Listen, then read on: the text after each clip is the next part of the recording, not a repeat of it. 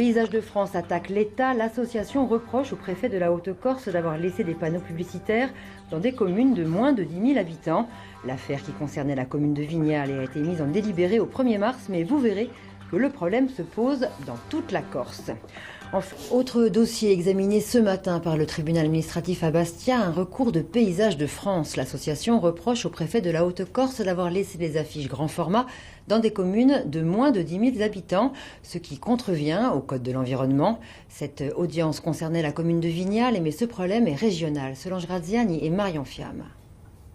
C'est la loi, les grands panneaux publicitaires de 12 mètres carrés scellés au sol sont interdits dans les communes de moins de 10 000 habitants et hors agglomération.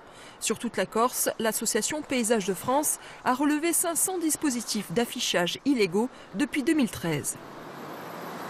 On ne va pas dire la Corse est un cas particulier, etc. C'est vrai qu'il y a beaucoup d'infractions, c'est vrai que l'État n'a pas fait son travail pendant des années à laisser faire et donc a nourri, on peut le dire, entretenu sciemment une délinquance environnementale massive.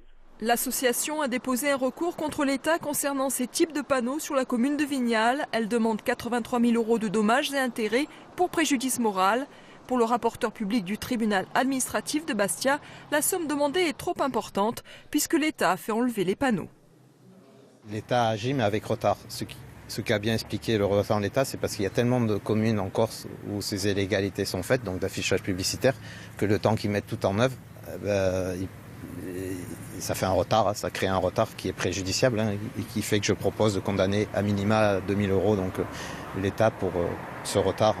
Sur la commune de Vescovat, où plusieurs commerçants ont dû enlever leurs panneaux publicitaires, ils déclarent avoir perdu au moins 15% de leur chiffre d'affaires, malgré le soutien du maire.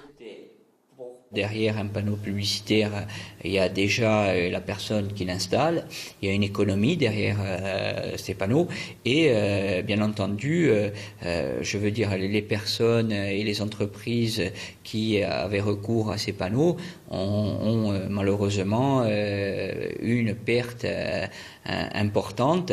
Durant 40 ans, l'État s'est laissé prendre au piège de l'inaction.